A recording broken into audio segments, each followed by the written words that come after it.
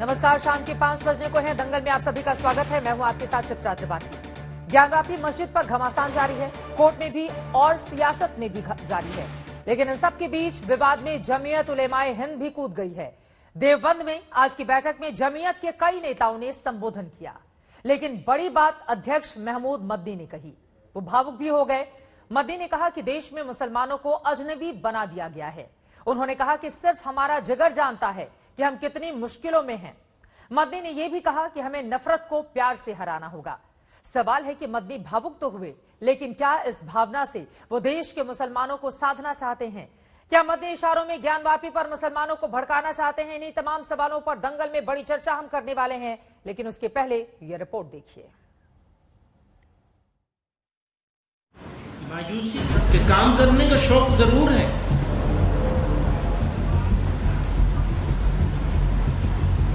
लेकिन साया इस तरह उठ जाएगा। जमीयत के जलसे में जब बात उठी मुसलमानों के हाल की, देश के हालात की, मौजूदा सियासी जज्बात की, तो मदनी साहब का गला रूंध गया। आंखें भर आईं, जुबान से आह निकली, मंच से मुसलमानों की बेइज्जती की बात निकली। बातें तो बहुत लोग राष्ट्र निर्माण की, राष्ट्र रक्षा की, राष्ट्र सुरक्षा की करते हैं,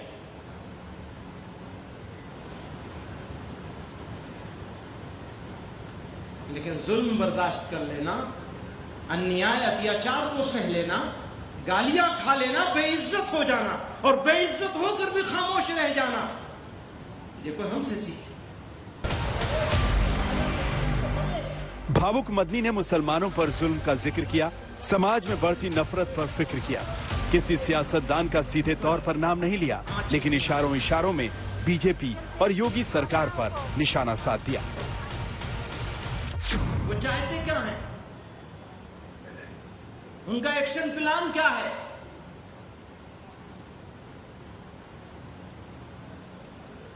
समझ लीजिए अच्छी तरह से, जो नफरत के खिलाड़ी हैं उनकी अक्सरियत नहीं है।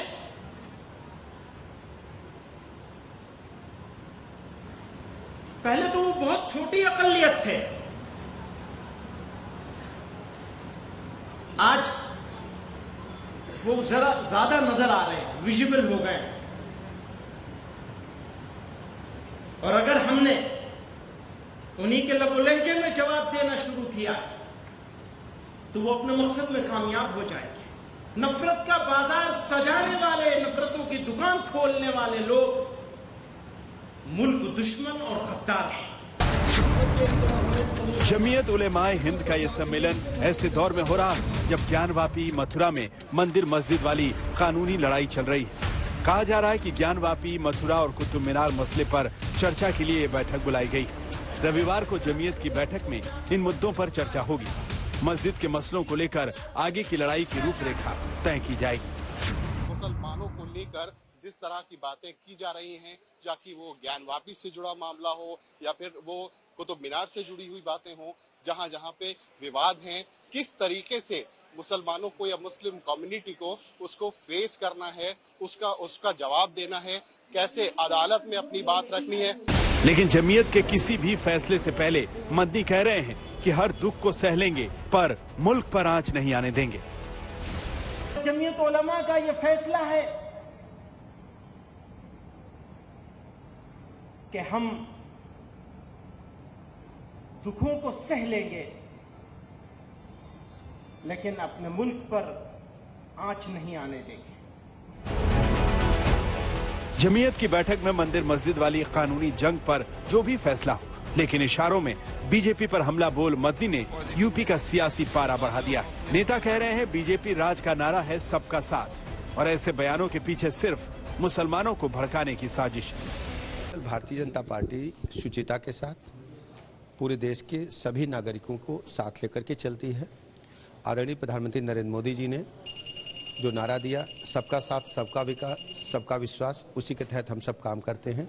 प्रधानमंत्री आवास योजना के तहत सभी गरीबों को मकान मिले हैं, उसमें हमारे मुस्लिम समाज के भी भाई हैं और सब लोग हैं। इस प्रकार की बातें भारत के संदर्भ में कहना बिल्कुल उचित नहीं है। जमीयत उल उलमाए हिंद के अध्यक्ष मौलाना महमूद मदनी पाकिस्तान के प्रधानमंत्री इमरान खान का रोना जो यूएन में रोया था उन्होंने, उसको आगे बढ़ाने का काम उनके इशारे पर हिंदुस्तान में कर रहे हैं। इस बैठक में यह साफ निकल कर आ गया, इसके प्रमाण मौजूद हैं। तो इसलिए आप पाकिस्तान के हथियार से हिंदुस्तान पर वार करेंगे और घड़ियाली आंसू भी बहाएंगे। इन आंसुओं पर कोई आपके नरम होने वाला नहीं है और ना कोई मरहम लगाने वाला है। बहरहाल जमीयत की बैठक की टाइमिंग गौर करने वाली है। ज्ञानवापी और मथुरा का मुद्दा जोर पकड़ रहा है तो मुसलमान भी आगे का ब्लूप्रिंट तैयार करने में जुट गए। रविवार को देवबंद में जमीयत की बैठक का आखिरी सत्र होगा, जिसमें मस्जिदों को लेकर बड़ा फैसला हो सकता है और ये फैसला ज्ञानवापी मथुरा वाली लड़ाई में सियासी पारा बढ़ा सकता है। देवबंद से पिंटू शर्मा और तंसीम हैदर के साथ आज तक ब्यूरो।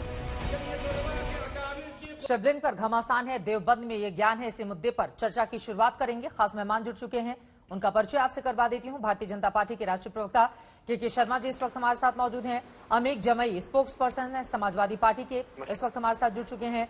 मौलाना पीर अली कादरी साहब जो कि इस्लामिक स्कॉलर हैं, वो हमारे साथ मौजूद हैं। विजय शंकर तिवारी हमारे साथ वीएचपी के प्रवक्ता जुड़ चुके हैं। हफीज उमैर मद्दी जो कि AIMIM के लीडर हैं, वो भी हमारे साथ इस वक्त जुड़ चुके हैं। और मद्दी जी के छोटे भाई हैं डॉक्टर अमरेंद्र नाथ जी हमारे साथ, फॉर्मर डायरेक्टर ASI के गाजियाबाद से जुड़े हुए हैं। मौलाना मसूद मद्दी जी, मौलाना महमूद मद्दी के छोटे भाई हैं, वो भी इस वक्त हमारे साथ मौजूद हैं, वो आपको टीवी स्क्रीन पर दिखाई दे रहे हैं। सबसे पहले आपसे ही शुरुआत करते हुए, मेरी आवाज जारी होगी के शर्मा जी, तो आपसे ही शुरुआत कर लेती हूं मैं। मौलाना मद्दी की ओर से सीधे तौर पर कहा गया है देश में नफरत का बाजार सजाया जा रहा है, नफरत फैलाया जा रहा है और जिस तरह का अत्याचार मुसलमानों पर किया जा रहा है, अत्याचार सहकर भी खामोश रहना कोई हमसे सीखे। सीधे वार भारतीय जनता पार्टी पर। देखिए चित्रा जी, ये बहुत दुर्भाग्यपूर्ण है कि एक न्यायालय में चल रहे प्रकरण पर इस तरह की जो है बयानबाजी की जा रही है। मैं इसको बिल्कुल उचित नहीं समझता। मदनी साहब समझदार व्यक्ति हैं और इस समय मैं समझता हूं कि जो वहां पर उनकी जो भी वो देवबंद में कर रहे हैं उसमें अच्छे स्कॉलर भी जुड़े होंगे, तो उनको इस बात पर विचार करना पड़ेगा निश्चित तौर पर। क्योंकि मैं ये बात इसलिए भी कह रहा हूं कि ज्ञानवापी का मसला हो या मथुरा का मसला हो, ये सब न्यायालय की प्रक्रिया से चल रहा है। इसमें न भारतीय जनता पार्टी है न कुछ। इसमें सबको लोकतंत्र में अधिकार है कि अपनी बातें यदि कोई न्यायालय में रखता है तो न्यायालय उसे सुने, यदि सुनने लायक है तो सुने, जो नहीं सुनने लायक है उसको अलग भी किया है न्यायालय ने। और उस पर यदि कोई वहां पर न्यायालय में कोई न्याय प्रक्रिया चल रही है तो उसका इंतजार करना चाहिए। लेकिन इस तरह की बयानबाजी करके और लोगों को ठेस पहुंचाना, लोगों को भड़काना और एक दूसरे पक्ष को ठेस पहुंचाना, ये कतई उचित नहीं है। इससे सामाजिक सौहार्द अच्छे नहीं होंगे, बिगड़ेंगे। इसलिए आज ये बहुत महत्वपूर्ण जिम्मेदारी मुस्लिम कम से कम उन बुद्धिजीवियों की है कि वो इसकी वास्तविक स्थिति को जनता के बीच ले जाएं, अपने समाज के बीच ले जाएं और उनको ये चीज बताएं। एक बात कह के अपनी बात समाप्त करूंगा क्योंकि इसे बहुत गंभीरता से एक बात कह के समाप्त कर रहा हूं, क्योंकि इन्हें ये समझना पड़ेगा कि ये हिंदू मुस्लिम नहीं है, ये मंदिर मस्जिद नहीं है, ये विदेशी आक्रांताओं वर्सेस भारतीय विरासत की बात है। ये कोई मंदिर मस्जिद का विवाद नहीं, ये कोई हिंदू मुसलमान का विवाद नहीं।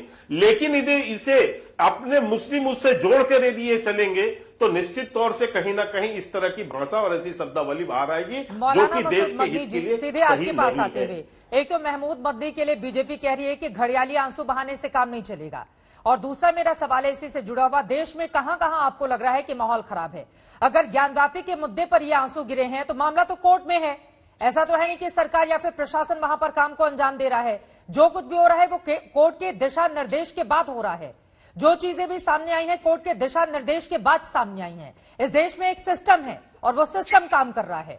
तो फिर ये बातें कहकर दर्द दिखाना कि देश में मुसलमानों के खिलाफ माहौल है। देखिए चित्रा त्रिपाठी जी, सबसे पहले तो मैं आपसे ये कहना चाहता हूं कि मैं जब तक बोलूं बीच में कोई डिस्टर्ब ना हो, कोई बीच में मेरी बात को काटे ना, इसलिए ये आज जिम्मेदारी आपकी है। आपने जो बात कही है उस सिलसिले में मैं ये साफ कह देना चाहता हूं कि ये ज्ञानवापी मस्जिद का मसला है। और उसके अलावा आपने देखा कुछ दिन पहले आगरा ताजमहल में भी मंदिर बना बताया गया, और कुतुब मीनार में भी, लाल किले में भी, और मस्जिदों में भी आवाज उठने लगी है। तो मैं ये कह देना चाहता हूं इस सिलसिले में कि इसके पीछे आरएसएस का हाथ है, और आरएसएस वालों को ये तीनों चीजें हम देने के लिए तैयार हैं। लाल किला ले लें और ताजमहल ले लें, खुद ले लें, क्योंकि ये मुगलों की निशानी है और मुगलों से आपको नफरत है बेइंतहा। इसलिए ये निशानी भी मिट जाए, खत्म हो जाए, इस पे बिल्डोजर चलवा दीजिए ताकि कोई झगड़ा देश में ना रहे, और आप तीनों चीजों को बिल्डोजर चलवा दीजिए। रहा मसला इसके अलावा मस्जिदों का, क्योंकि मंदिर और मस्जिद दोनों पूजा की जगह होती है। हिंदू मुसलमान दोनों इस भारत के हैं और दोनों ने मिलकर इस देश की आजादी की लड़ाई लड़ी है, और दोनों ही कौमें सब प्यार मोहब्बत से रहती चली आई। आज इतनी नफरतें बो दी गई हैं 2014 के बाद से, बल्कि ये कहिए कि जब से बाबरी मस्जिद का मसला हुआ उस वक्त से ये नफरतें बढ़ती चली गई। तो मेरा कहने का मकसद ये है कि ये धार्मिक मसलों पे हमें हिंदू भाइयों का एहतराम करना है, मंदिर के मसले में और मस्जिद के मसले में हिंदू भाइयों को एहतराम करना चाहिए। रहा मसला मुगलों की निशानी, आप उसको मिटाइए, खत्म करिए, बिल्डोजर चलाइए आगरा ताजमहल के ऊपर, हमें कोई दिक्कत नहीं है। पूछ लेती हूँ ये सवाल मैं उनसे, आपके पास है क्या लेकिन ताजमहल और कुतुब मीनार? और पहले ही फतवा आप लोग टीवी पर भी जारी कर देते हैं कि सवाल न डिबेट में आए हैं सर तो आपसे पलट के सवाल पूछा जाएगा ना। यहाँ पर थोड़ी ना मैंने भाषण के लिए किसी को बुलाकर रखा हुआ है कि पलट के सवाल पूछ ले, बीच में नहीं टोके। आपके पास है क्या ताजमहल और कुतुब मीनार? आपके अंडर में आता है, आप देंगे सरकार को? देखिए एक बात सुनिए, अंजना ओम कश्यप जी चित्रा त्रिपाठी मेरा नाम है, गई और वो उसके ऊपर मशीन के ऊपर चढ़ गई जब मस्जिद का गेट गिराया जा रहा था, तो वो भी आरएसएस को खुश करने के लिए वो बिल्डोजर के ऊपर चढ़ी थी। तो ये बात मैं आपसे भी कहना चाहता हूं कि हमारी मीडिया वो बिल्कुल न्यूट्रल रहनी चाहिए, सरकार का बढ़ चढ़कर हिस्सा न ले, आरएसएस का साथ न दे। बड़ी दिक्कत है आप लोगों को ये बात, मतलब पलट कर अगर आपसे सवाल कोई पूछ लो तो आपको हमारे भीतर आरएसएस नजर आने लगता है। आपकी हाँ में हाँ मिलाने के लिए तो यहाँ पर पत्रकार बैठा नहीं हुआ है, लेकिन आपका एहतराम करते हुए, और आपको भी तो पूरा मंच दिया है ना, इवन आपने के शर्मा से ज्यादा अपनी बात को लंबा बढ़ाया है। के शर्मा को तो मैंने बीच में टोक भी दिया था, लेकिन के शर्मा जी वो ये कह रहे हैं ले लीजिए आप ताजमहल और कुतुब मीनार, हर चीज पर आपकी नजर है तो चलवा दीजिए बुलडोजर, क्या दिक्कत है? वो देने को तैयार बैठे। देखिए आपने सही प्रश्न इनसे कहा कि आप होते कौन हैं लाल किला और इसके संदर्भ में देने वाले? मैं इस देश में एक लोकतांत्रिक सरकार है, लोकतंत्र से यहाँ सरकार बनती है और लोकतंत्र के आधार पर ही यहाँ की सरकारें चलती हैं। यहाँ एक संविधान है, संविधान के अनुसार जो है इसमें इस देश में काम होता है। आपने ताजमहल का जिक्र किया, क्यों आपको ये बात अच्छी नहीं लगी कि जिस दिन ताजमहल को लेकर हाईकोर्ट पे कोई मामला आया और हाईकोर्ट ने जब उस पर जवाब दिया, उसमें इसको खारिज कर दिया, उस दिन तो किसी ने कुछ नहीं बोला, क्योंकि इस संविधान के अनुसार चलता है ना देश। संविधान के अनुसार उसको उचित नहीं लगा न्यायालय को, उसने नहीं सुनवाई की। लेकिन जहां पर उसको लगता है कि इसमें सुनवाई हो सकती है, सुनवाई किया जा सकता है, तो वहां वो सुनवाई भी कर रहे हैं और कोर्ट में मामले भी चल रहे हैं। फिर आपको इतनी क्यों तकलीफ है? एक तरफ तो आपको संविधान से सारे अधिकार चाहिए, एक तरफ आपको संविधान से वो सारी चीजें चाहिए जो आपको उचित लगती है, लेकिन उसी संविधान से संबंधित अपने कर्तव्यों का निर्वहन करना हो तो आपकी सरिया सबसे पहले खड़ी हो जाती है कि नहीं साहब, हमारा तो धर्म ये कहता है, हमारी सरिया ये कहती है, तो उस दिन तो आपकी भाषा बदल जाती है। और अभी आपने कहा 2014 के बाद केवल आप एक ऐसी लगातार असहिष्णुता से लेके मेडल लौटाने से लेके तमाम चीजों में आप सामने खड़े रहे, क्योंकि 2014 के बाद जब से माननीय प्रधानमंत्री नरेंद्र मोदी जी की सरकार बनी, आपके तुष्टीकरण की नीति को इस देश से हमने समाप्त कर दिया। ठीक है, मंत्री साहब इस पर आप जवाब दे दीजिए, फिर मैं बाकी मेहमानों के पास जाऊंगी। आप वो कह रहे हैं कि देश में तुष्टीकरण की जो नीति चल रही थी उस पर हमने प्रहार कर दिया तो लोग बेचैन हो उठे। नहीं, प्रहार नहीं चित्रा जी, तुष्टीकरण किसी का नहीं, न्याय सबके साथ, ये हमारी फिलॉसफी है। सबका साथ, सबका विकास, सबका विश्वास, सबका प्रयास, लेकिन तुष्टीकरण किसी की नहीं, और न्याय सबके साथ होगा। और इस आधार पर हम काम कर रहे हैं। और इसी के लिए एक बात करके खत्म करूंगा, आवास योजना हो, अन्य योजना हो, आयुष्मान भारत हो, नल से जल की योजना हो, बताइए किस योजना में क्या मतभेद, किसी से क्या मतभेद किया गया है? सबसे ज्यादा लाभार्थी उसमें सबके घर, जिसके घर से निकले विद्युत योजना हो, उज्ज्वला योजना हो, गैस कनेक्शन हो, किसको अलग किया? मदनी साहब आप जवाब दे दीजिए, उसके बाद आपको दिखाई नहीं देता। ठीक है, ओके। मैं इतना लंबा जवाब नहीं दूंगा, मैं मुख्तसर बात यह कहूंगा कि आज दाढ़ी और टोपी पहनकर जब आप निकलते हैं, जवाब दे भी नहीं पाएंगे। भारत के ही जवाब इसलिए नहीं दे पाएंगे आप, क्योंकि आपको परेशानी होगी। बात सुनिए, बीच में ना बोलिए, बात सुन लीजिए। आप एक पक्षी बात कर रहे हैं, आरोप लगाते हैं, आपको जवाब भी सुनना चाहिए, जवाब भी देना पड़ेगा। और सुन तो लीजिए, बात सुन लीजिए, थोड़ा सब्र करिए। तो आप कम से कम इतना तो सब्र रखें। आज देखिए माहौल कितना खराब हो गया। जो देश के रहने वाले हमारे साथी हैं, हम वतन भाई हैं, कहाँ खराब है? पहचानने से कहाँ खराब है? कौन हो तुम, कहाँ जा रहे हो? कहाँ खराब है? मुझे एक चीज दिखाइए, आप कहाँ खराब है? लिंचिंग हो रही है, कहाँ खराब है बताइए तो। लिंचिंग हुई है। नहीं, ये तो आपके पुराने राग है साहब, ये तो पुराने राग आप लेके बैठे हुए हैं। आपको और लोगों की जो लिंचिंग होती है वो समझ में नहीं आती है। हर चीज को मॉब लिंचिंग से जोड़ के आप खड़े हो जाते हैं। नफरतों का आपस में, भाई भाई में आपने नफरतें पैदा करवा दी। हिंदू, मुसलमान, सिख, ईसाई सब थे आपस में भाई भाई। कहाँ है? आप मुझे उदाहरण दिखाइए ना। मंदिर मस्जिद, मुझे उदाहरण दिखाइए ना। मंदिर मस्जिद बोलने से नहीं होगा मदनी साहब, बोलने से नहीं होगा। आप बताइए मुझे उदाहरण। सुनिए, बाबरी मस्जिद का फैसला आया और राम मंदिर के हक में जज साहब ने सुना दिया, और यह भी कह दिया कि बाबरी मस्जिद के सबूत मौजूद होने के बावजूद हम फैसला आस्था की बुनियाद पे दे रहे हैं। नहीं, ये कहां से नहीं चित्रा जी, मेरे सख्त आरोप, मेरा सख्त इस पर जो है दखल है कि इस तरह के झूठी बातें न की जाए। ये इस तरह की झूठी बातें सुप्रीम कोर्ट के जजमेंट में साफ है, आप पढ़ लीजिए। जनता को गुमराह न किया जाए इस तरह से। नहीं, सुप्रीम कोर्ट के फैसले में साफ शब्दों में दोनों पक्षों की दलीलों, 4000 पेज की जजमेंट है साहब। सुनिए 30 सालों तक लंबा चला था वो मामला पूरा कोर्ट के भीतर। आपने जबरदस्ती 30 सालों तक लंबा चला था मदनी साहब, और आज आप उसको भी लेकर सवाल खड़े कर रहे हैं।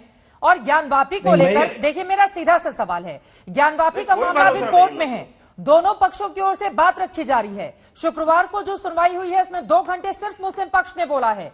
सोमवार को जो सुनवाई होगी उसमें मुस्लिम पक्ष ही अपनी बात पहले रखेगा। और उसके बावजूद अगर इस तरह के आरोप आप लोग लगाएंगे कि निष्पक्षता वहां पर नहीं है, तो फिर आप लोगों की मंशा क्या है, इसको लेकर सवाल पूछे जाएंगे।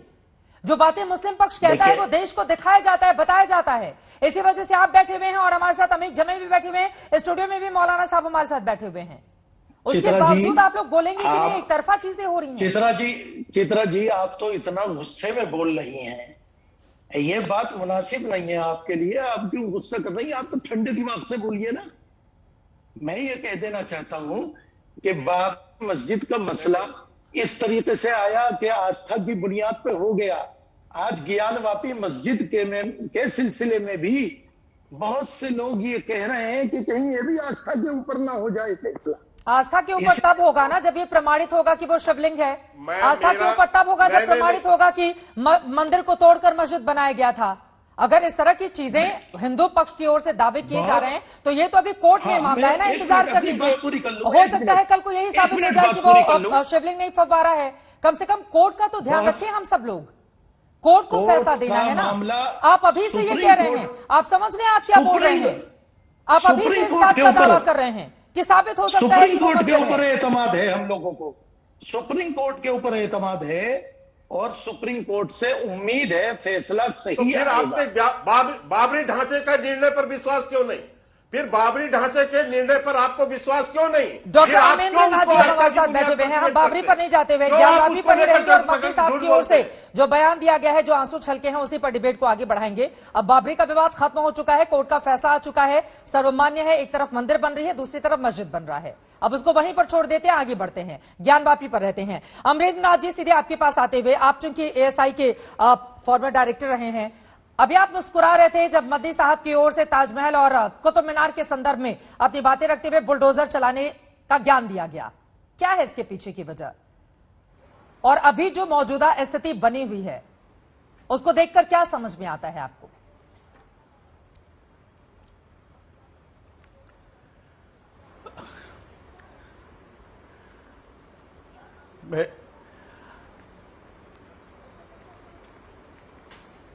इस तरह के विवाद अभी सामने आए हैं और जिसमें देखा गया है कि ज्ञानवापी मस्जिद में कई सारे ऐसे अवशेष हैं जो मंदिर के बारे में निश्चित रूप से बताते हैं, और काफी सारे ऐसे अवशेष हैं। और जो दीवार है खासतौर से जो मस्जिद के नाम पर दिखाई पड़ती है, जिसके ऊपर 3 गुंबद हैं, तो वो निश्चित रूप से 10वीं शताब्दी की हैं। और उसके अतिरिक्त उस परिसर में जो कुछ भी अवशेष हैं वो सारे पुरावशेष वो अर्ली पीरियड के हैं, 5वीं 6वीं शताब्दी ईस्वी के भी हैं। और मुझे ऐसा लगता है कि अगर वहाँ कई डिफरेंट पीरियड्स में वहाँ पर कंस्ट्रक्शंस हुए हैं और उसके अवशेष जो दिखाई पड़ते हैं उसमें 2 साफ दिखते हैं, 5वीं 6वीं शताब्दी ईस्वी के और दूसरा 10वीं शताब्दी ईस्वी के, और वो निश्चित रूप से मंदिर के अवशेष हैं, मंदिर के स्थापत्य कला को दर्शाते हैं। और जहां कहीं भी इस तरह के अवशेष पुरातत्व में दिखाई पड़ते हैं उनकी हम प्रॉपर डॉक्यूमेंटेशन करते हैं, रिकॉर्डिंग करते हैं। और जैसा आपने कहा कुबैतुल इस्लाम मॉस्क को लेकर के जो चर्चा हुई है, तो वहां पर भी हमने ये सब सारी चीजें आज से नहीं, उसके पुराने हमारे रिकॉर्ड हैं, 1871-72 के रिपोर्ट से फील्ड वर्क किए गए थे। तस्वीरें जो दावा कर रहा है हिंदू पक्ष वो दिखा रहे हैं, मुस्लिम पक्ष जिसको फव्वारा बता रहा है। इसकी अगर जांच करनी हो कि ये फव्वारा है या फिर शिवलिंग है, दोनों में से किसकी बात में सच्चाई है, एएसआई को इस तरह की जिम्मेदारी सौंपी जाती है। इस पर से पर्दा कैसे उठाते हैं आप लोग, किस तरह से जांच की जाती है कि क्या ये फव्वारा ही है या फिर हिंदू पक्ष जो दावा कर रहा है ये शिवलिंग है? अब ये तो विषय है फिजिकल एग्जामिनेशन का जी। और जो मैंने इससे पहले भी कही है ये बात कि शिवलिंग के ऊपर जो वो डिस्क नुमा चीज जो चिपकाई गई है वो शिवलिंग के साथ छेड़छाड़ हुई है। बहुत पहले मैंने ये बात कही थी। और ये जो उस पर जो 5 जो रेखाएं बनी हुई हैं वो निश्चित रूप से, और कभी किसी समय में उसमें छेद की बात जो कही जा रही है मैंने देखा तो नहीं है। हिंदू पक्ष ने जो कहा है आप तो वही बातें कह रहे हैं, ये लोग बता रहे हैं फव्वारा है, आप कह रहे हैं आपने पहले ही बता दिया था कि नहीं वो फव्वारा नहीं है। ये फव्वारा नहीं है, ये मैं शुरू से कह रहा हूं। मुझे मालूम नहीं कौन सा पक्ष क्या कह रहा है, लेकिन बहुत पहले मुझे कहा गया था ये विवाद इस आधार पर कि वो दिखाई पड़ता है, उसके ऊपर जो चिपकाया हुआ सफेद मटेरियल है जो शिवलिंग है उसके ऊपर हेमिस्फेरिकल वो स्थिति है और वो ऊपर से डिस्क नुमा जो चीज है वो चिपकाई हुई है सफेद किसी वस्तु से, वो साफ दिखती है, इसलिए ऐसा लगता है मुझे। और यही और फिर नजदीक से देखने पर काफी चीजें क्लियर होंगी, लेकिन अपेरेंटली जो फोटोग्राफ दिखाई पड़ रहे हैं जो आप दिखा रही है ये तो उसमें साफ है कि ये ठीक है। उसके लेकिन साथ मैं इस सवाल पर आऊंगी कि अगर उसकी जांच करनी हो तो अगर आप ये दावा कर रहे हैं कि वो शिवलिंग है तो किस तरह से जांच की जाए ताकि ये पता चल पाए कि वो कितना पुराना है, कितने नीचे तक वो गहराई है, क्या उसको डैमेज किया गया है। अगर उसको डैमेज करने की कोशिश, जो हिंदू पक्ष आरोप लगा रहा है कि दरअसल उसमें छेद करने की कोशिश की गई है, तो वो कब किया गया, इसके बारे में मैं आपसे जानकारी लूंगी। लेकिन उसके पहले मौलाना पीर अली कादरी साहब आपके पास आते हुए, अब तो दावे उनकी ओर से भी, वो एएसआई के डायरेक्टर हैं, उनकी ओर से भी कहा जा रहा है कि प्रथम दृष्टया आप देखेंगे तभी आपको पता चल जाएगा कि ऊपर से कुछ रखा गया, चिपकाया गया है। क्या यही कारण है कि जो मुस्लिम पक्ष है वो वीडियो और फोटोग्राफ्स के सार्वजनिक होने का डर जताकर कोर्ट के भीतर गया है कि मत कीजिए, वीडियो सामने आ जाएगा तो स्थिति खराब हो जाएगी? देखिए मैडम, जहां तक के जो रिपोर्ट जो सबमिट की गई कोर्ट में और मुस्लिम पक्ष की बात ये रखी गई है कि इसको अभी सार्वजनिक ना किया जाए, उसके पीछे मेन वजह यही है कि आज के दौर का सोशल मीडिया जिस हिसाब से हमारे देश का वातावरण खराब करने की कोशिश हर दो पक्ष की तरफ से की गई है, अगर ये वीडियोस जो है जब वायरल हो जाएंगे तो इसके ऊपर फिर एक हर कोई अपनी टिप्पणी करेगा। जिस तरीके से जिस दिन शिवलिंग का दावा किया गया था तो सबसे पहले वहां पर शिवलिंग पर टिप्पणी की गई और कई ऐसे सड़कों पर की फोटोज जो है उस पे जो है सोशल मीडिया पर वायरल की गई कि ये भी शिवलिंग है। अगर वो फव्वारा है तो पता तो चलना चाहिए ना कब बनाया गया था फव्वारा। फव्वारा है, अगर तस्वीरें नहीं सर सुनिए ना, अगर इस स्टाइल का फव्वारा है कि सिर्फ इसमें एक छेद है, ऊपर से वहां पे 5 कट बने हुए हैं, तो कम से कम देश को जानने का हक है ना कि ये वाला फव्वारा कैसे काम करता है, ये कब का बनाया गया है। तो ये तो जब जांच होगी और तस्वीरें सामने आएंगी तभी सच पर से पर्दा उठेगा। जांच को किसी अगर हम छिपाने में इतना भरोसा क्यों रखते हैं मौलाना? जांच को किसी ने नहीं रोका है, जांच तो जो होनी है और अभी तो सिर्फ वीडियोग्राफी हुई है, उसके बाद कोर्ट क्या आदेश देता है, कौन सी किस्म की जांच होगी, तो जांच के बाद ही पता चलेगा कि शिवलिंग है या फव्वारा है। हर दो पक्ष का अपनी तरफ दावा है। रहा सवाल महमूद मदनी साहब की जो बात हो रही है, तो मैं उनसे कुछ बातों पर सहमत हूं और कुछ बातों पर सहमत नहीं हूं, इसीलिए कि अब हम वो पुराने दौर की बातों को, लिंचिंग को और अगर कई बातों को दोहराते रहेंगे तो यूं समझ लीजिए कि हमारा देश यहीं अटका रहेगा। हम बहुत सारी बातों को भूलते हुए आगे बढ़े और जो काम करना है उस काम की तरफ वो कह रहे हैं मुसलमानों के खिलाफ माहौल है इस वक्त देश का और उसके लिए सरकार जिम्मेदार है। क्या मानते हैं इस बात को आप? योगी इशारों में उन्होंने निशाना साधा है। ना ये बात से मैं बिल्कुल सहमत इसलिए नहीं हूं क्योंकि यूपी में जब लाउड स्पीकर का मसला उठा जी, तो योगी आदित्यनाथ जी ने जो काम किया है वो सारे देश के लिए एक रोल मॉडल है और उन्होंने पहले तो गोरखनाथ मंदिर से ही लाउड स्पीकर की आवाज धीमी की गई बिल्कुल कि परिसर के भीतर रहे। फिर मथुरा में मंदिर की आवाज धीमी कर दी गई थी और उसके बाद फिर मस्जिदों को कहा गया कि आप यहाँ हटाइए या भीतर ही रखिए। तो ये जो काम हो रहा है ये बिल्कुल ही सही है, लेकिन कहीं पर बीजेपी के जो लोअर लीडरशिप है उनकी जानिब से जो किस्म के बयानात और मुसलमानों के खिलाफ जो तशद्दुद की बात की जाती है, हायर लीडरशिप को चाहिए कि इस बात पर कंट्रोल करे। एक बार मदनी साहब की मैं आपकी बातों पर मदनी साहब की टिप्पणी ले लेती हूँ। मदनी साहब देखिए, कादरी जी का ये कहना है कि दरअसल जो बातें कही गई हैं महमूद मदनी की ओर से वो बहुत सारी बातों से इत्तेफाक नहीं रखते। लाउड स्पीकर अगर हटाए गए या आवाज कम की गई तो पहले मंदिरों में की गई, बाद में मस्जिदों की बारी आई। वो दूसरे भी कई ऐसे मसाइल हैं जिस पर अपनी बात रख रहे हैं। क्या सहमति जताएंगे आप उनकी बातों पर? देखिए, ये बात एक बात कादरी साहब ने बड़ी अच्छी कही कि कोर्ट में जो मामला चल रहा है ज्ञानवापी का, उसको हम सड़कों पे न लाएं। जज का काम है जांच करवाना, किस तरह जांच करवाएंगे। अब हम आप ना जज हैं ना हम जज हैं, तो इसलिए मैं ये समझता हूं कि इसको डिबेट का भी हिस्सा ज्यादा नहीं बनाना चाहिए, क्योंकि ये फव्वारा है या क्या है ये तो जज साहब बताएंगे ना। हर आदमी जज क्यों बनता है? मीडिया का काम होता है ना तस्वीरें दिखाना, सवाल नहीं, आपने ये तस्वीर वायरल दिखाना, रिपोर्ट करना, ग्राउंड जीरो पर क्या चल रहा है, आप क्या कह रहे हैं, के शर्मा क्या कह रहे हैं। हमारा तो काम ही यही है, जैसा आप अपना काम कर रहे हैं हम और आप अपना काम कर रहे हैं। हम ये कह रहे हैं कि ये जो वीडियो बनाई थी कमीशन ने, ये वायरल क्यों की गई, वायरल हुई कैसे है? कोर्ट का मैटर था। अभी जो तस्वीर वायरल हो रही है ये पहले की पुरानी तस्वीर बताई जा रही है। ये पुरानी तस्वीर है। कमीशन ने जो तस्वीर अभी रिकॉर्ड की है वो तस्वीर सार्वजनिक नहीं हुई है, ये मैं क्लियर कर दूं आपको। कमीशन के एक आदमी को हटाया गया इसीलिए तो कि वो अंदर की रिपोर्ट बाहर जाके उन्होंने लीक की। क्यों लीक की भाई? कोर्ट का मैटर बाहर नहीं आना चाहिए। और हमारी भी जिम्मेदारी है और मीडिया की भी जिम्मेदारी है। इसके ऊपर धार्मिक मामले में हम लोग गेम कर रहे हैं, ये बहुत गलत बात है। किसी एक पार्टी को खुश करने की कोशिश ना करें। सर, धार्मिक मामलों में क्या होना चाहिए? राम मंदिर का मामला 30 साल, सर उस समय तो 30 साल पहले तक तो मीडिया इतनी ज्यादा खबरें नहीं दिखाती थी या सोशल मीडिया था नहीं। 30 साल लंबा खिंचा, तो आपको लगता है ज्ञानवापी में और 50 साल लगने चाहिए या तेजी से पूरे मामले की जांच हो? मंदिर है तो मंदिर हो जाए, मस्जिद है तो मस्जिद हो जाए, कम से कम खत्म हो तमाम तरह के सवाल लोगों के जहन में। मैं ये कहता हूं कि मौके पे वो मस्जिद है और मस्जिद ही रहनी चाहिए, क्योंकि ये हमारे हिंदू मुसलमानों का भाईचारा था कि मस्जिद भी बराबर में, मंदिर भी बराबर में। इस भाईचारे को अल्लाह के वास्ते हम लोग कायम रखें। ताकि मंदिर में भी बराबर में मंदिर भी सही चलता रहे और के शर्मा जी सिर हिला रहे जी। के शर्मा जी जल्दी से बात क्या लीजिए, उसके बाद विजय शंकर तिवारी जी, अमित जमई जी, मैं फौरन आपके पास आ रही हूँ। के शर्मा जी मैं आ रही हूँ, अमित जमई साहब आ रही हूँ, फौरन आ रही हूँ सर आपके पास। बैठकर, अरे हम धर्मगुरु तो है नहीं, हम लोग टीवी में बैठकर बातें, आप बातें तो बड़ी अच्छी कर रहे हैं, सुन लीजिए, है ना।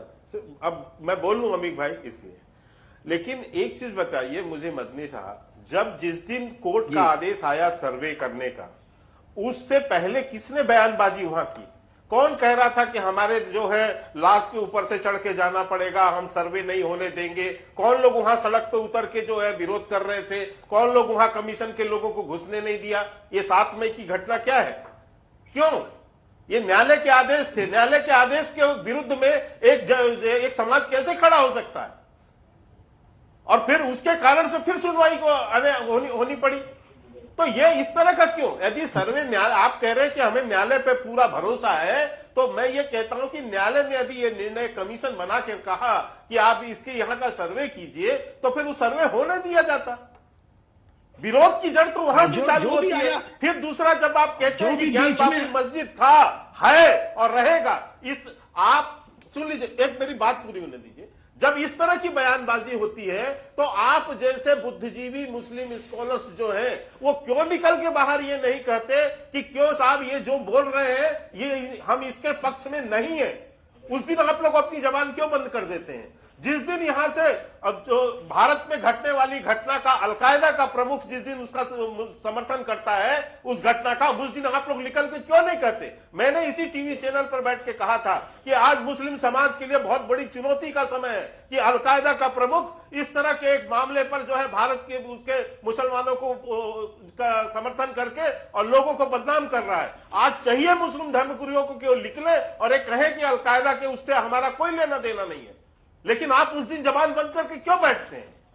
और इसीलिए आपके ऊपर इसलिए विचार आता है क्योंकि उस दिन जब भारत पर के ऊपर जब एक तरह का इस तरह का हमला होता है, तब आप चुप हो जाते हैं।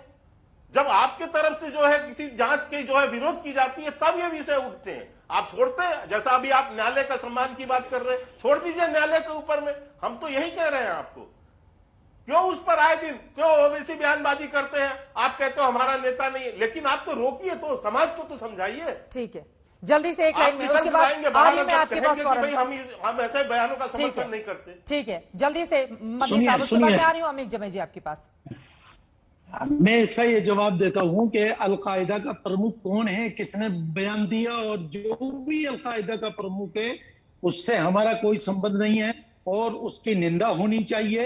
अलकायदा बनाई हुई है अमेरिका की, अमेरिका ने ये आतंकवादी पैदा किए थे, तो ये हमसे इसका कोई मतलब नहीं है।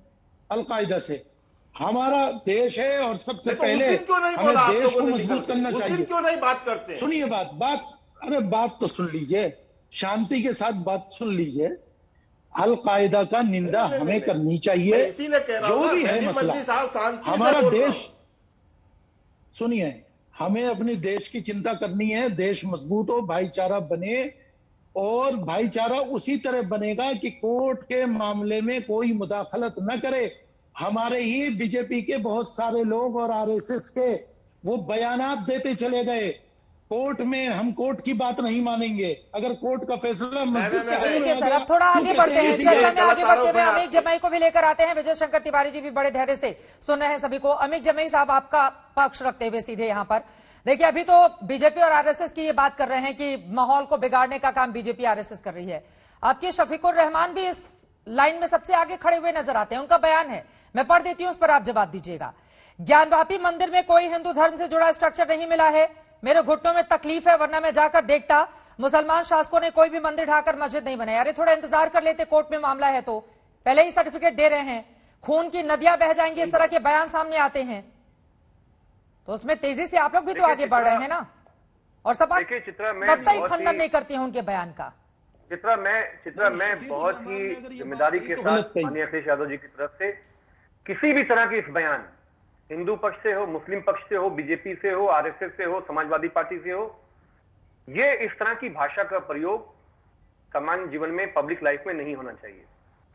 लेकिन आज यहां पे बात हो रही है जमीयत की, चित्रा जी, जिस तरह से आज जमीयत उलमा के लोगों को के शर्मा भाई हमारे बड़े भाई हैं, बहुत ही सौम्य बात करते हैं, लेकिन आज वो जिस तरह से धमका रहे हैं, शायद थोड़ा इनको जमीयत उलमा के बारे में पढ़ाई करके आनी चाहिए थी। आप हैरत करेंगे कि जब भी हमारे प्रधानमंत्री जी, माननीय प्रधानमंत्री नरेंद्र मोदी जी 2014 के बाद पाकिस्तानी आतंकवाद के खिलाफ जब वो खड़े हुए, पहला कोई संगठन है जब प्रधानमंत्री जी के बगल में जाके खड़ा होता है तो वो महमूद मदनी साहब है। पहला संगठन है कि जब पूरे देश में कोई ऐसी आफत आती है, चाहे कोविड की आफत हो या एंटी सीए मूवमेंट में, मेरी उनसे डिफरेंसेस है, एंटी सीए मूवमेंट में पूरी दुनिया में जब बदनामी हो रही थी, महमूद मदनी साहब ने भारत सरकार की तरफ से फ्रांस में और न जाने कहां कहां जाके भारत सरकार के पक्ष में माहौल बनाने का काम किया। ये जो जमीयत उलमा है, ये देश की आजादी की कोख से पैदा हुआ, ये पाकिस्तान के खिलाफ बनने के खिलाफ सबसे मजबूत संगठन है। और आज भी प्रधानमंत्री से अगर कोई उनके नजदीक है तो महमूद मदनी साहब है।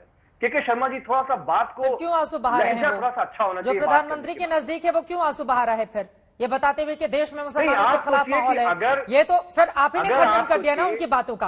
अगर वो प्रधानमंत्री के इतने करीब हैं, इसका मतलब है कि उनको अपनी हर बात वहां पर कहने की इजाजत है, फिर ऐसे में तो उनका रोना और नहीं बनता है। चित्रा, आप समझिए बात को। अगर वो संगठन, जमीयत उलमा जैसा संगठन, सेकुलर संगठन, अगर उसे आज तकलीफ है जिस तरह से मुसलमानों के खिलाफ पूरे एक भय का माहौल, दबाव का माहौल, जिस तरह से रामनवमी में पूरे देश में हुड़दंगई हुई, दंगे हुए, अब आए लाइव में घुस के अगवा झंडे लगाए गए, के शर्मा का समर्थन था, भारतीय जनता पार्टी का समर्थन था। मैं कह रहा हूं कि ज्ञानवापी में क्या है, जज साहब तय करेंगे। चित्रा जी, मैंने आपसे पहले भी कहा था, एक सोल्यूशन मैंने के शर्मा जी को दिया है, मैं आज दोबारा दे रहा हूं। एएसआई के हमारे निदेशक जी बैठे हुए हैं। प्लेसेस ऑफ वर्शिप एक्ट को पार्लियामेंट के दोनों सदनों में आज बीजेपी अकेले पारित कर सकती है, अमेंडमेंट कर सकती है। आप आगे क्यों नहीं बढ़ रहे हैं? एएसआई भारत सरकार के मिनिस्ट्री ऑफ कल्चर के अंतर्गत आता है। एएसआई के अंदर आपको जो करना चाहे, कोई किसी का विरोध नहीं है, आपका प्रचंड आपका बहुमत है, आपको अदालत में भी जाने की जरूरत नहीं है। तो देश के हिंदुओं को आप मूर्ख क्यों बना रहे हो? देश का हिंदू बात कर रहा है महंगाई की, गरीबी की, रोजगार की। आप कह रहे हो कि मलबों के नीचे धंसा हुआ मस्जिद ले लो, चर्च ले लो, गुरुद्वारा ले लो। क्या हम अगर पूछे, हमारे जो एएसआई के महानिदेशक जी हैं, ये बताएंगे कि पुष्पमित शुंग ने इस देश के हजारों हजार जैन मंदिरों को क्या धराशायी नहीं किया था? क्या पुष्पमित शुंग ने बुद्धिस्ट मंदिरों को धराशायी नहीं किया था? अरे अगर हम मलबों में घुसेंगे ना तो ये देश जो है ना, दंगों पे भारतीय जनता पार्टी बिठा देगी। तो हम ये कह रहे हैं, अगर आपको करना है पार्लियामेंट का दोनों का मलबे में घुसेंगे तो दंगे कैसे हो जाएंगे? एक सेकंड सर, एक सेकंड। अमित जमील जी, मलबे में घुसेंगे तो दंगे कैसे हो जाएंगे? आपको चाहिए ले जाइए। मलबे से क्या निकल जाएगा जिससे देश में दंगे हो जाएंगे? मैं ये कह रहा हूं कि देखिए चित्रा, पूरे देश में ये जो रेंस रही है ना, जो हुकूमतें रही हैं, चाहे वो मौर्य साम्राज्य की हुकूमत रही हो, बुद्धिस्ट की रही हो, मुगल्स की रही हो, इस देश में हमेशा खंडहर बनाया गया। एक सरकार आई, उसने खंडहर बनाया। अब सोचिए कि हमारे माननीय प्रधानमंत्री जी, मैं बोल रहा हूं, माननीय प्रधानमंत्री जी औरंगजेब तो है नहीं, योगी जी औरंगजेब तो है नहीं। 2018 में सड़क बनाने के लिए सैकड़ों मंदिरें, प्राचीन मंदिरें, हजारों साल की मंदिरें वाराणसी में शहीद की गई, जमींदोज की गई, तोड़ी गई। और उनके जो हमारी मूर्तियां थी, हमारे भगवान थे, आराध्य थे, वो कूड़े घर में फेंके गए। जब हमारे साधु संतों ने मुखालफत की, के शर्मा जी की पुलिस ने लाठियों डंडों से हमारे महात्माओं को, पूजनीय लोगों को पीटा। क्या मैं औरंगजेब बोलूं? क्योंकि आपका के शर्मा जी इसका जवाब देंगे, लेकिन उसके पहले विजय शंकर तिवारी जी बहुत देर से इंतजार कर रहे हैं। शर्मा जी, मैं फौरन आऊंगी, एक बार उनकी बात हो जाए, मुझे जवाब देना होगा क्योंकि बहुत बड़े आरोप है, बहुत बड़े आरोप है। मैं लौट रही हूँ, एक बार विजय शंकर तिवारी जी की बात हो जाए, आप बोलिएगा। बिना आपका जवाब लिए मैं नहीं जाऊंगी। विजय शंकर तिवारी जी, अगर ये अमित जमई कह रहे हैं तो फिर क्या ये बात तो सच है कि वहां पर विकास के काम किए गए, तो बहुत सारे मंदिरों को वहां से हटाया गया है? तो फिर ज्ञानवापी पर आपकी नजर क्यों है? शिवलिंग को वहां पे कूड़े घर में फेंका गया है। ठीक है, कूड़ों में फेंक दिया शिवलिंग को, बहुत सारे कूड़ों में फेंका गया है। किससे प्रश्न कर रही हैं? विजय शंकर तिवारी जी, आपसे नफरत का माहौल चाहते हैं। ठीक है, एक बार विजय शंकर तिवारी जी का एक मिनट शिक्षा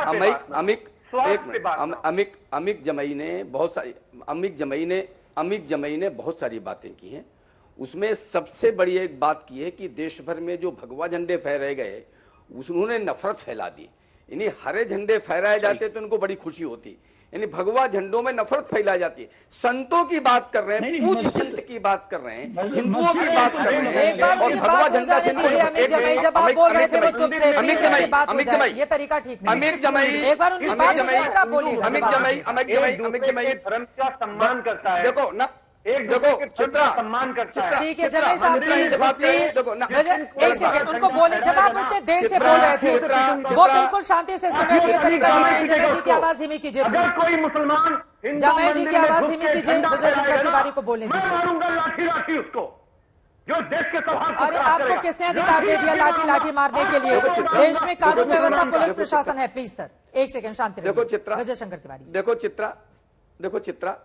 चित्रा, देखो जमई ने जो बात कही, अमित जमई ने बात की, हमने कहा इनको बड़ी चिंता हो रही थी, संतों की चिंता होती, लेकिन वो जो भगवा झंडा देश में शोभा यात्राओं में फैले उससे इनको नफरत है। तो आप कल्पना कर सकते हैं कितने हिंदुत्व को, कितने हिंदुओं की इनकी चिंता है। अभी हम बात कर रहे थे ज्ञानवापी और देवबंद में जो चल रहा है, मूल बात में आ जाते हैं, इसका आधार क्या है। 1980 में शाहबानो केस आपने सुना होगा, वो सुप्रीम कोर्ट ही था जिसमें 79 रुपीज का एक गुजारा भत्ता दिया था, और पूरे देश का इस्लामिक समाज सुप्रीम कोर्ट के खिलाफ खड़ा हो गया।